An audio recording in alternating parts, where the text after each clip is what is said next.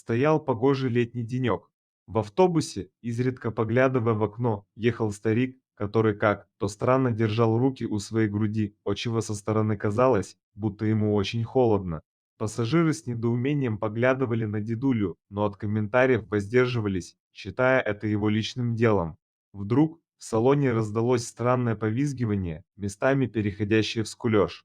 Пассажиры недоуменно завертели головами и сразу выяснили, что же послужило причиной столь странного звука.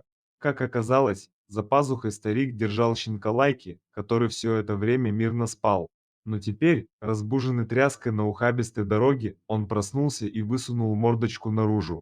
Пассажиры заулыбались и с одобрением посмотрели на дедушку, который, недолго думая, улыбнулся им в ответ. Старика звали Матвей Ефимыч, и он возвращался домой с рынка, где и купил этого милого малыша. Ефимыч всю свою жизнь проработал егерем и в породах собак разбирался, как никто другой. Но недавно его верный пес-матрос умер, прослужив верой и правдой без малого 15 лет. А этот щенок был так похож на матроса, что старик не выдержал и заплатил торговцу ту цену, которую тот с жадности за него заломил. Матвей Ефимыч сразу окрестил малыша боцманом. Столь странная любовь к морю была вызвана тем, что старик призывником отслужил 3 года на флоте и это время вспоминал как лучшие годы своей жизни. Незаметно старик погрузился в воспоминания, позволившие ему скоротать дорогу и окунуться в прошлое, которое местами бывало очень приятным. Тогда Матвей хотел остаться на флоте, но в родном поселке его ждала невеста Машенька и парень, не колеблясь ни минуты, вернулся домой. За женитьбой дело, конечно, не стало, молодые люди любили друг друга и верили в совместное счастливое будущее. Вскоре у Матвея и Маши родилась дочь Рита, которую они очень любили и души в ней не чаяли. К сожалению, несмотря на все усилия родителей, Рита росла взбаламошной и своенравной девочкой. И если в школьные годы это было не особенно заметно, то когда она повзрослела, все стало гораздо серьезней. В родном таежном поселке Рита оставаться не стала и поехала в город, где стала вести разгульную, праздную жизнь. Конечно, поначалу родители не верили слухам о похождениях дочери, но когда ее посадили в тюрьму, все сразу стало на свои места.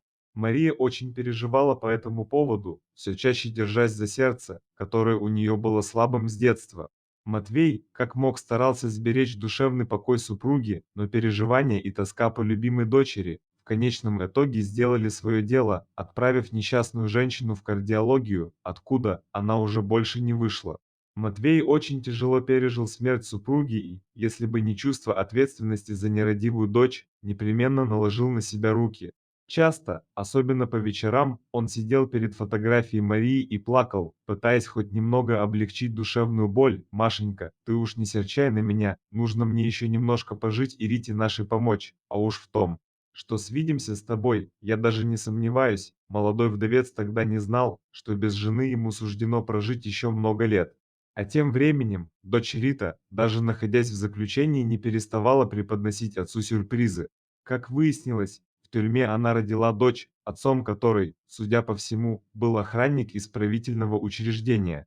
Скорее всего, Рита сделала это для того, чтобы получить право на условно-досрочное освобождение, о котором так долго мечтала. Но, как только она получила желанную свободу, то первым делом оставила дочь отцу. Причем поступила Рита, как настоящая кукушка, ранним утром подкинув корзинку с малюткой на крыльцо. Увидев внучку, Матвей Ефимыч заплакал, в душе благодаря Риту, за то, что она не отдала ребенка в приют. На дне корзинки лежал листочек с именем малышки и пара пеленок. Это было все, с чем нерадивая мамаша оставила свою кровиночку на попечение родного деда. Так и вышло, что вот уже 19 лет с Матвеем Ефимычем живет Полинка, старик очень любил внучку и ради нее был готов на все. Лишь одно обстоятельство омрачало жизнь старика, наполняя его душу переживаниями и грустными мыслями. Несмотря на то, что Полина была наипервейшей красавицей в поселке, с рождения у нее наблюдалась хромота на одну ногу. Во всем этом старик винил акушеров тюремной больницы, принявших роды не так, как надо.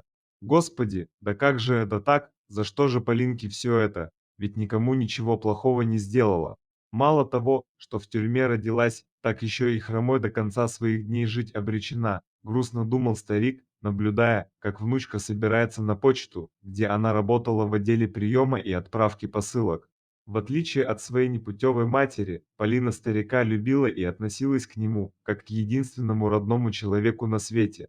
А еще внучка наотрез отказывалась уезжать из поселка, не разделяя мнение сверстников о том, что в городе ее ждет лучшая доля. «Дедушка, я хромая, не хочу я, чтобы в городе надо мной все смеялись, я лучше жизнь в деревне проживу, рядом с тобой». Из приятных воспоминаний старика вывел несильный толчок, свидетельствующий о том, что автобус остановился, прибыв на свою конечную остановку. Матвей Ефимович, бережно поддерживая щенка за пазухой, вышел через заднюю дверь и направился в сторону поселка. Вот Поля, то щенку обрадуется, да и мне на обход теперь будет с кем ходить, с теплотой в сердце подумал старик. Как обычно, внучка, когда у нее был выходной, встречала его у самой околицы. «Дедушка, а что это ты за пазухой держишь, котенок, или птенца подобрал?» С интересом спросила Полина. «Знакомься, милая, это боцман, я его на рынке купил, полпенси отдал и часы в придачу, но мне ни капли не жаль. Вижу я, что с мальца толк выйдет, сердцем чувствую, ну как хорош». «Хорош, дедушка, еще как хорош», словно в подтверждение ее слов, щенок задорно тявкнул и принялся водить мордочкой из стороны в сторону, пытаясь уловить незнакомые ему запахи. «Гляди-ка, все понимает, ну вылитый боцман на корабле», — улыбнулся старый егерь. В доме Ефимыча щенок освоился быстро и, первым делом, обнюхал все углы, попутно обнаружив мышиную нору у печки. Затем, удовлетворившись осмотром, наелся каши с мясом и завалился спать на расстеленный старым егерем полушубок. Вскоре боцман стал полноценным членом семьи, превратившись в любимчика Полины и предмет гордости Матвея Ефимыча. Время шло незаметно, отсчитывая дни, недели и месяцы размеренной таежной жизни. Боцман из милого озорного щенка превратился в крепкого поджарого пса, на которого с завистью поглядывали местные охотники. «Ефимыч, а ты где такого пса нашел? Золото, а не пес, и след берет на лету и в лесу знает, как себя вести, продай, а места нужно знать, а пса не продам ни за какие деньги, это он меня выбрал, а не я его, так-то вот», ответил Матвей Ефимыч. Старик шел на почту, чтобы перед обходом зайти к внучке. Он так всегда делал, чтобы Полинка не волновалась по поводу его отсутствия. Вдруг, на противоположной стороне улицы, он увидел председателя, который торопливым шагом направлялся к нему. Ефимыч сразу понял, что это неспроста, а потому остановился, ломая голову над тем, зачем он мог понадобиться Степану Егорычу. «Ефимыч, день добрый!» — радушно поприветствовал председатель старика. «Здравствуй, Егорыч! Сколько лет, сколько зим, Матвей Ефимыч, я к тебе вообще, то по делу, мне мужики давеча сказали, что видели чужие машины у Черного озера. Может, браконьеры, я в твои дела не лезу, но ты бы проверил, от греха подальше. А я и так собирался, Егорыч, ты же знаешь, порядок я люблю и на участке у меня всегда тишь и благодать. Непременно проверю, что за людишки у озера крутились», — заверил председателя Ефимыч. Старик решил не откладывать дело в долгий ящик и сразу же отправился в лес. Памятуя о словах председателя, егерь шел по тропе, ведущей к Черному озеру. Старику не нравился этот маршрут, поскольку у местных жителей он издавна пользовался дурной славой, то утонет кто, то на зверя лесного наткнется. Боцман привычно бежал впереди, водя носом из стороны в сторону в поисках следов. Вдруг пес заметно заволновался и стремглав бросился в кусты. Заинтригованный старик покрепче сжал в руках старенькое ружьишко и осторожно пошел за ним. Но не успев сделать и пары шагов, Ефимыч оказался перед наполовину разрытой ямой с осыпавшимися краями, она до боли напоминала могилу и была предусмотрительно вырыта между деревьями, где почва была песчаной и легче поддавалась лопате. Присмотревшись внимательнее, Матвей Ефимыч увидел, что внизу виднеется крышка гроба. Вокруг ямы, нетерпеливо пританцовывая, кружил пес. «Боцман, ты куда меня привел, и откуда здесь гроб, и кто его разрыл?» «Медведи, не иначе, следы вот, а кто же их спугнул, кабаны, сикачи что ли?» Взволнованно прошептал старик. Затем, взяв себя в руки, он опустился в яму, которая была неглубокая, и со страхом приоткрыл крышку гроба. Старый егерь ожидал увидеть все что угодно, но только не молодого парня, который лежал в гробу, совсем как живой. В этот самый миг боцман подбежал ближе и, лизнув парня в щеку, призывно гавкнул. «Да тихо ты, окаянный!» – прошептал старик, отталкивая пса. Затем, взглянув на парня, он едва сдержал удивленный возглас. Ресницы незнакомца шевельнулись, а сам он, едва тихонько выдохнув, издал приглушенный стон. «Живой!» «Господи, ты ведь живой!» – воскликнул старик и принялся извлекать парня из гроба. Было видно, что каждое движение доставляло незнакомцу нестерпимую боль. Сейчас, милый, потерпи», – прошептал Ефимыч и, укладывая парня на усыпанную еловыми иглами почву. Затем егерь сноровисто нарубил еловых ветвей и соорудил нечто вроде волокуши. «Вот так, то лучше, а то я уже старый, и на руках мне тебя уже не донести», – сказал Матвей Ефимыч, берясь за ручки волокуши. Обливаясь потом и останавливаясь каждые 100 метров, старик потихоньку приближался к своему дому, который стоял на отшибе, ближе всех к лесу. К счастью, как обычно, на опушке леса дедушку встречала Полина, которая и помогла ему внести раненого парня в избушку. «Что это с ним, и почему у него голова в крови?» – испуганно спросила девушка. «Эх, милая, кабы я знал, в гробу он лежал, закопанным, видать, сильно кому-то насолил, раз таким способом на тот свет его отправить решили». Полина, услышав это, горестно вздохнула и, прихрамывая, поспешила приготовить парню постель и теплой воды для умывания. У незнакомца был высокий жар и, находясь в бреду, едва шевелил губами, пытаясь что-то сказать. Полина заварила целебных трав и принялась почивать парня отваром. «Внученька, что-то он совсем плох, ты побудь с ним, а я Кузьмича позову. Фельдшер он и должен знать, что в таких случаях делать надобно», — сказал Ефимыч, переживая, как бы чего доброго парень не умер у них на руках. Но Афанасий Кузьмич, осмотрев раненого, сказал, что шансы на выздоровление есть, организм у него молодой, должен выкарабкаться. Я вот напишу, какие лекарства еще купить надобно, а вообще. Рекомендую обильное питье и полный покой, но несмотря на все усилия Полины и Матвея Ефимыча, выздоровление парня шло очень медленно. Больше недели он провалялся в бреду, понемногу приходя в себя. И лишь на 10-е сутки парень открыл глаза и тихонько спросил: «А где я нахожусь? Я что, уже умер?» «Нет, конечно, мой дедушка нашел вас в лесу, в бессознательном состоянии, вот мы и забрали вас к себе», улыбнувшись, сказала Полина. «Простите, я не представился, меня зовут Артем. Спасибо вам огромное, что спасли меня, но у меня есть еще одна просьба, поймите, это очень важно, вопрос жизни и смерти, мне срочно нужно делать один звонок». Дрожащим от слабости голосом попросил парень. «У нас связь здесь плохая, но у дедушки есть спутниковый телефон, он егерем работает и председатель выделил ему один аппарат для связи с районом. Сейчас, подождите немного, я позову его», — сказала Полина и вышла во двор. Вскоре Артем уже уверенно давал кому-то указания по телефону. Полина и Матвей Ефимыч переглянулись, но ничего не сказали, терпеливо ожидая окончания разговора. Парень, как и обещал, сделал всего один звонок. Затем, отложив трубку телефона в сторону, он с благодарностью посмотрел на приютивших его людей и начал свой рассказ. Как выяснилось, Артем был сыном богатого предпринимателя, создавшего свой бизнес на продаже ценных пород древесины. Но после смерти отца сводные братья Артема решили его убрать.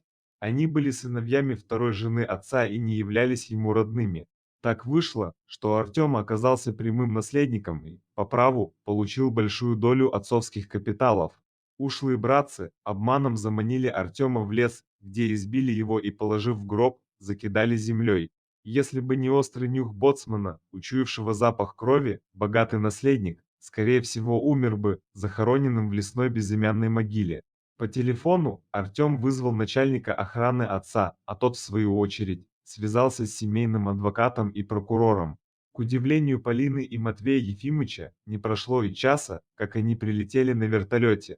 Сразу же был объявлен план перехват и розыск преступников по горячим следам.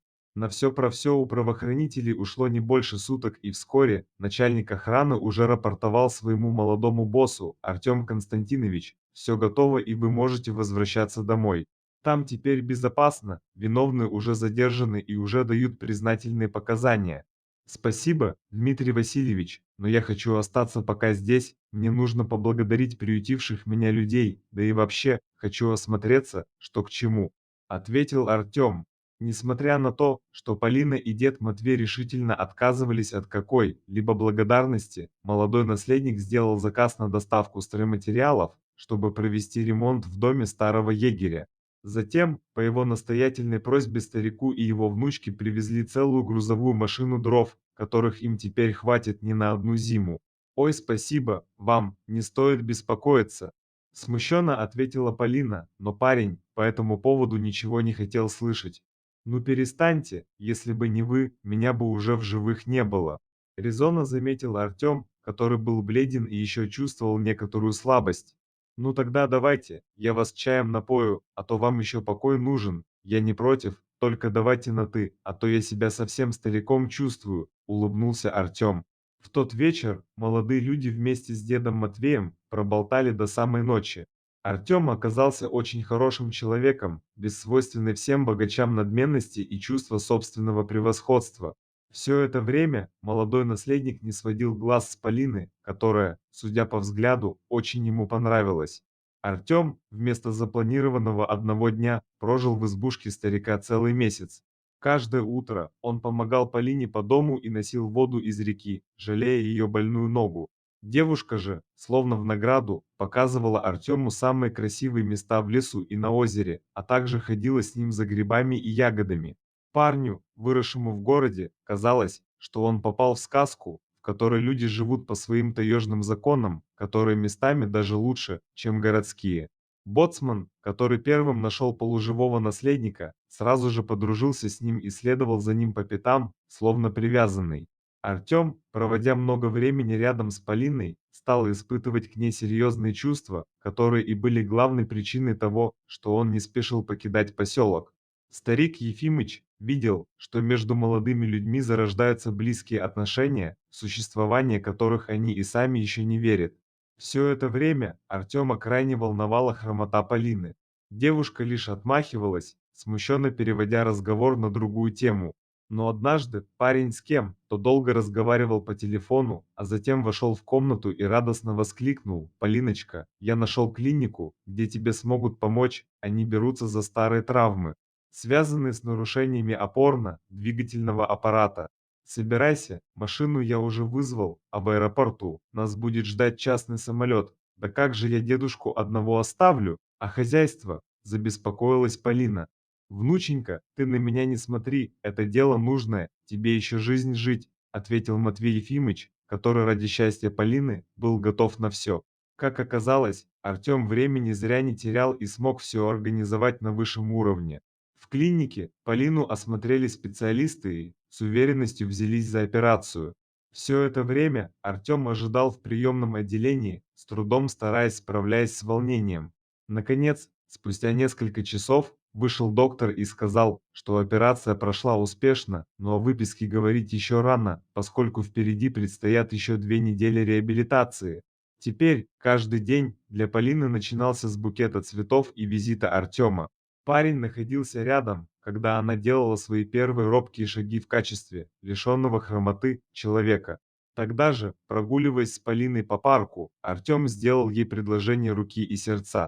За это время он очень привязался к девушке и осознал, что безумно в нее влюблен. Полина колебалась недолго и с радостью согласилась. В глубине души она испытывала те же чувства, хоть и боялась себе в них признаться. Свадьбу молодожены сыграли в поселке, согласно местным обычаям и традициям. Наблюдая, как изящно Полина и Артем кружатся в свадебном вальсе, Матвей Ефимыч плакал от счастья, благодаря судьбу за то, что послал внучке такого хорошего жениха. А пес Боцман, которому в честь праздника выделили добрую порцию мясных обрезков и костей, смотрел на молодых и думал, что не найди он в лесу несчастного парня, неизвестно, как бы сложилась судьба его хозяйки, которую он любил больше всех на свете. Через год после свадьбы Полина подарила Артему первенца, которого назвали в честь его умершего деда по отцу Константином. Матвей Ефимыч, проводя все свободное время с ребенком, искренне радовался тому, что дожил до свадьбы внучки и стал прадедом.